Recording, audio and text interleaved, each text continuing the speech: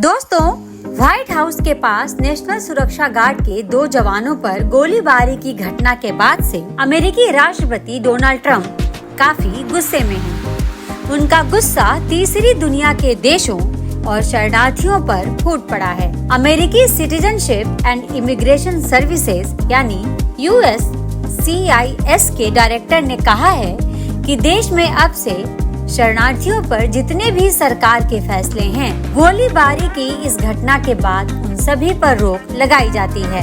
Joseph Aldo, जो कि USCIS के डायरेक्टर हैं, उन्होंने कहा है कि यह रोक तब तक लगी रहेगी जब तक कि प्रत्येक एलियन यानी जो अवैध तरीके से US में हैं, उसे बाहर नहीं कर दिया जाता।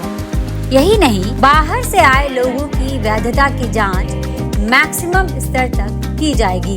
USCIS का यह बयान ट्रंप के उस फैसले के चंद घंटे बाद आया है जिसमें उन्होंने तीसरी दुनिया के देशों से आने वाले लोगों पर स्थायी रोक लगाई है। बीते 26 नवंबर को हुई गोलीबारी को आतंकवादी घटना बताया गया है। इसमें एक महिला जवान की मौत हो गई, जबकि दूसरा जवान जिंदगी और मौत से जूझ रहा है। अमेरिका में गोलीबारी या फायरिंग की घटना होना नई बात नहीं है, लेकिन एक विदेशी नागरिक द्वारा नेशनल गार्ड को निशाना बनाए जाने से कई सवाल खड़े हो गए हैं। हमलावर अफगानिस्तान का नागरिक है। उसकी पहचान 29 साल के अफगान नागरिक रहमानुल्लाह लखनवाल के रूप में हुई है। वह 2021 में अमेरिका आया था। दरअसल बाइडेन के कार्यकाल में अफगान नागरिकों के लिए चलाए गए ऑपरेशन अलाइज वेलकम के जरिए लखनवाल सितंबर 2021 में अमेरिका आया था।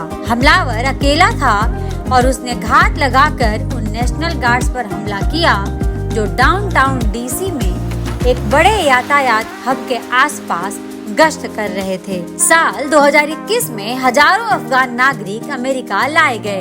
ये वे अफगानी हैं जिन्होंने अफगानिस्तान में अमेरिकी सेना की किसी न किसी तरह से मदद की थी। इनमें से कई अफगान नागरिकों को विशेष आप्रवासी वीजा दिया गया और बहुत से लोगों को पैरोल नाम से अस्थायी मानवीय दर्जा दिया गया। यही नहीं, एक अलग कार्यक्रम में 8000 से ज्यादा अफगान नागरिकों को निर्वासन राहत भी मिली थी, जिसे टेम्पररी प्रोटेक्टेड स्टेटस कहा जाता है। बाइडेन ने इसे 2023 में बढ़ाया था, लेकिन ट्रंप ने इस साल की शुरुआत में इसे खत्म कर दिया। प्रवासियों को लेकर ट्रंप शुरू से ही बाइडेन प्रशासन पर हमला कर रहे हैं। उनका दावा है कि पिछले प्रशासन ने पूरी दुनिया से 2 करोड़ अज्ञात और गैर सत्यापित लोगों को अमेरिका में आने दिया। ट्रंप ने कहा है कि बाइडेन प्रशासन के समय अफगानिस्तान से आने वाले हर शख्स की जांच की जाएगी।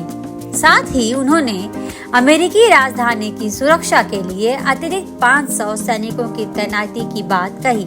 वर्तमान में वॉशिंगटन DC में करीब 2200 नेशनल गार्ड्स तैनात हैं। जाहिर है कि गोलीबारी की इस घटना के बाद ट्रंप प्रशासन अपनी प्रवासन नीतियों को और कठोर कर सकता है।